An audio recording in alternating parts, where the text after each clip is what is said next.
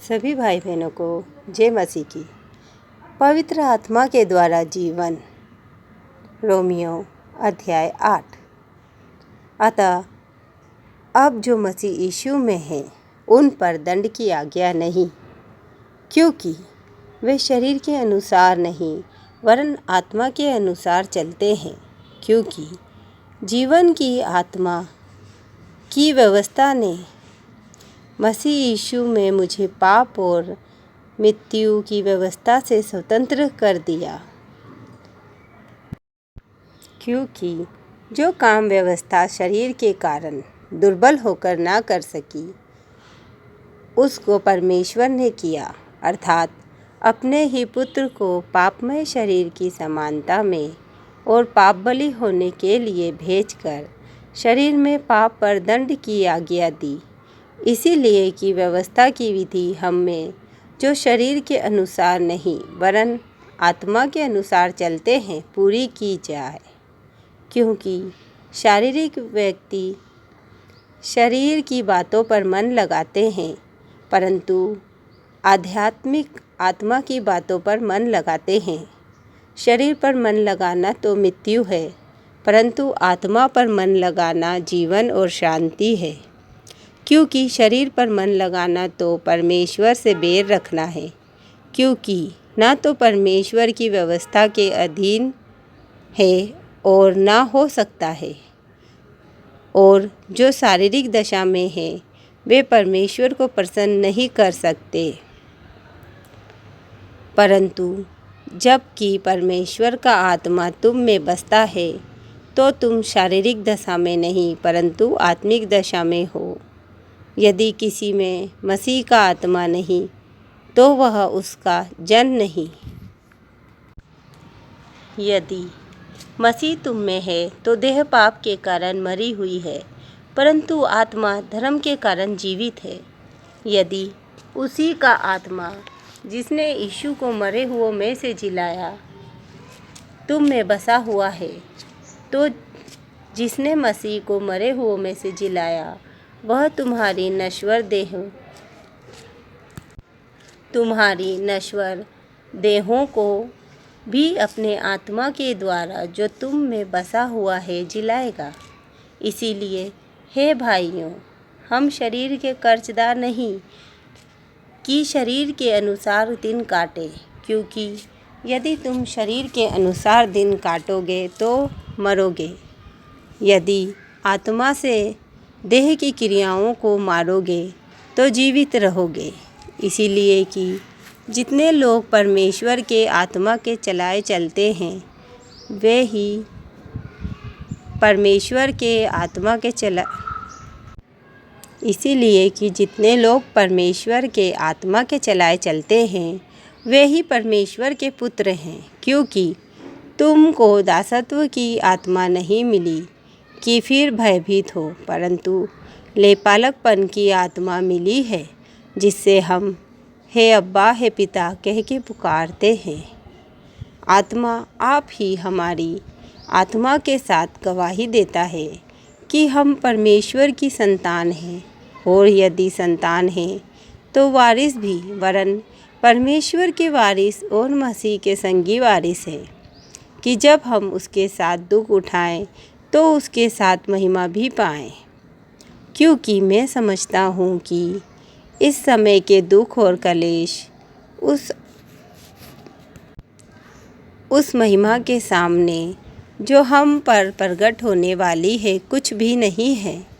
क्योंकि सृष्टि बड़ी आशा भरी दृष्टि से परमेश्वर के पुत्रों के प्रकट होने की बाट जोह रही है। क्योंकि सारी सृष्टि अपनी इच्छा से नहीं पर अधीन करने वाले की ओर से व्यर्थता के अधीन इस आशा से की गई कि सृष्टि भी आप ही विनाश के दासत्व से छुटकारा पाकर परमेश्वर की संतानों की महिमा की स्वतंत्रता प्राप्त करेगी। क्योंकि हम जानते हैं कि सारी सृष्टि अब तक मिलकर कराहती और पीड़ाओं में पड़ी तड़पती है, और केवल वही नहीं पर हम भी, जिनके पास आत्मा का पहला फल है, आप ही अपने में कराते हैं। और लेपालक होने की अर्थात अपनी देह के छुटकारे की बाट जोहते हैं। इस आशा के द्वारा हमारा उद्धार हुआ है, परंतु जिस वस्तु की आशा की जाती है जब वह देखने में आए तो फिर आशा कहाँ रही, क्योंकि जिस वस्तु को कोई देख रहा है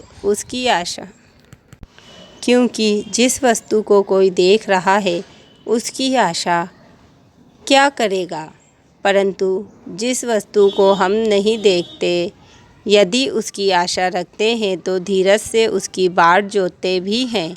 इसी रीति से आत्मा भी हमारी दुर्बलता में सहायता करता है, क्योंकि हम नहीं जानते कि प्रार्थना किस रीति से करनी चाहिए, परंतु आत्मा आप ही ऐसी आहें भर भर कर जो बयां से बाहर है हमारे लिए विनती करता है।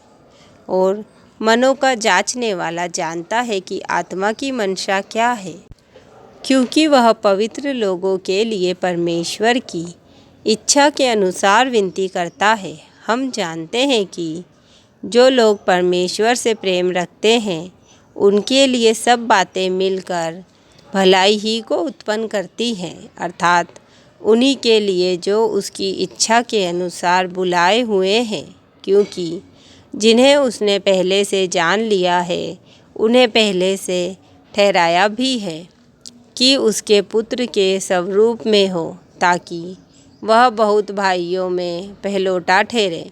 फिर जिन्हें उसने पहले से ठहराया उन्हें बुलाया भी, और जिन्हें बुलाया उन्हें धर्मी भी ठहराया है, और जिसे धर्मी ठहराया उसे महिमा भी दी है।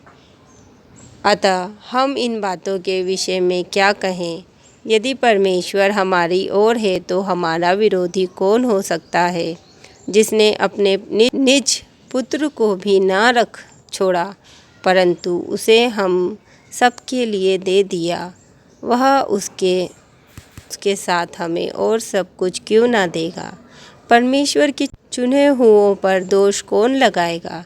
परमेश्वर ही है जो उनको धर्मी ठहराने वाला है। फिर कौन है जो दंड की आज्ञा देगा? मसीह ही है जो मर गया, वरन मुर्दों में से जी भी उठा और परमेश्वर के दाहिने ओर है और हमारे लिए निवेदन भी करता है। कौन हमको मसीह के प्रेम से अलग करेगा? क्या कलेश या संकट या उपद्रव या अकाल या नंगाई या जोखिम या तलवार? जैसा लिखा है, तेरे लिए हम दिन भर घात किए जाते हैं, हम वध होने वाली भेड़ों के समान गिने गए हैं। परंतु इन सब बातों में हम उसके द्वारा जिसने हमसे प्रेम किया है जयवंत से भी बढ़कर हैं। क्योंकि मैं निश्चय जानता हूँ कि ना मृत्यु, ना जीवन, स्वर्गदूत, ना प्रधानताएं, ना वर्तमान, ना भविष्य, ना सामर्थ्य, ना ऊंचाई, ना गहराई और ना कोई और सृष्टि हमें परमेश्वर के प्रेम से जो हमारे प्रभु मसीह यीशु में है अलग कर सकेगी। आमीन।